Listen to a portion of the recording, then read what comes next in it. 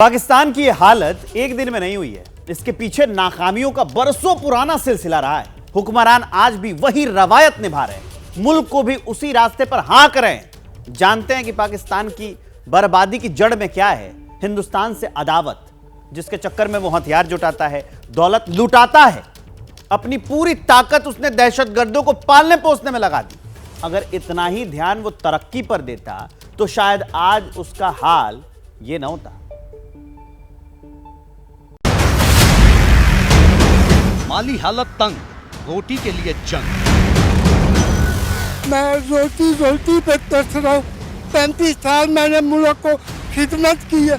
Draw बेचता रहा हूँ, पैसे बेचता रहा हूँ और आज ही मैं भूखा मर रहा हूँ। आप 25 करोड़ की आबादी हो, आप दुनिया में लोगों की आबादी देखो, 1-1 करोड़ की आबादी वाले लोग इतने कामयाब हैं कि वो इतना उनका पर कैपिटा है कि आप देख के रान परेशान हो जाएंगे। आप देखेंगे पर कैपिटा का $30,000। जिनको हम नहीं कहना चाहते वही चला रहे हैं सिस्टम को और फिर वही बढ़ा रहे हैं। ये सब कुछ, ये सारे मामलात पे उन्हीं का हाथ है।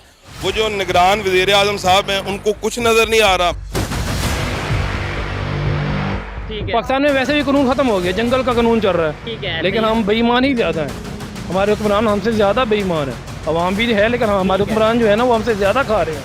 76 साल पुरानी दास्तान, ऐसा है बंटवारे की पैदाइश पाकिस्तान, जिसकी रगों में नफरत, दिल में गफलत और दिमाग में दहशतगर्दी दौड़ लगाती है। जहां अवाम आटे के लिए और लीडर कर्ज के लिए भागे जाते हैं, वो पाकिस्तान नाकामी की रोज नई मंजिलें तय कर रहा है। के जा चुकी हैं और ऐसी जमहूरियत जिसमें मैं भूखा मर रहा हूँ, ऐसी जमहूरियत जिसमें मैं भूखा मर रहा हूँ और वो माशाल्लाह जिसमें मैं ऊपर आ रहा हूँ, तो मुझे इस ऐसी जमहूरियत से क्या लेना देना। पाकिस्तान के मामले में जमहूरियत की बात करनी ही बेमानी है।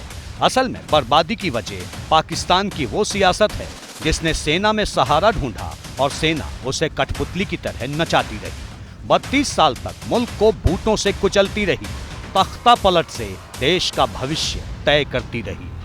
इसी बीच 60 के दशक में रूस और अमेरिका के कोल्ड वॉर ने पाकिस्तान की मौज करा दी। रूस के विरोध के नाम पर जिन्ना का मुल्क अमेरिका से खैरात बटोरता रहा और सेना पर लुटाता रहा।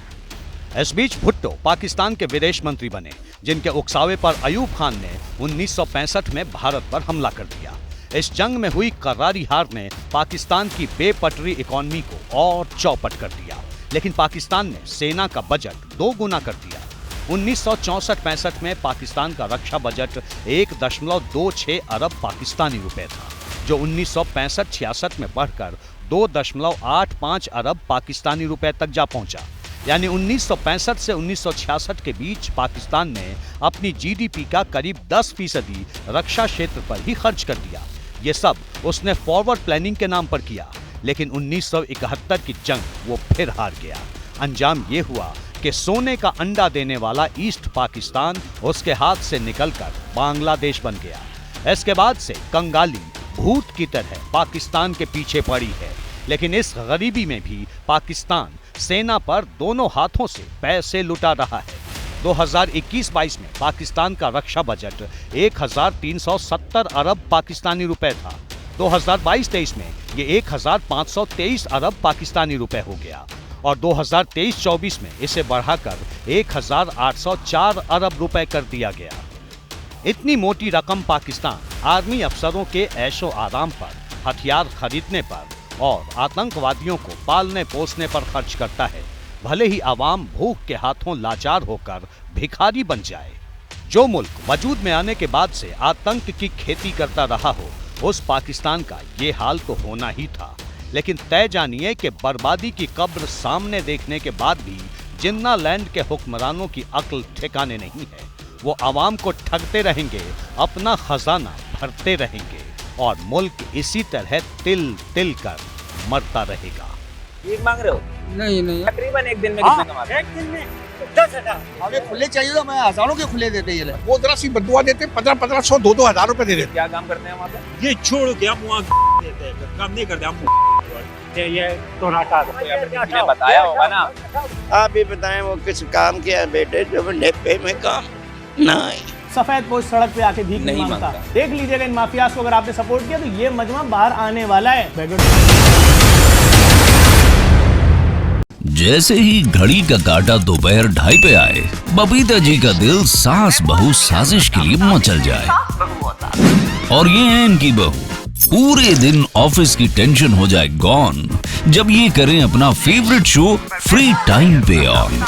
इनकी तरह आप भी देखें अपना फेवरेट शो अपने टाइम पर और डाउनलोड कीजिए एबीपी लाइव ऐप अपने स्मार्ट टीवी पर।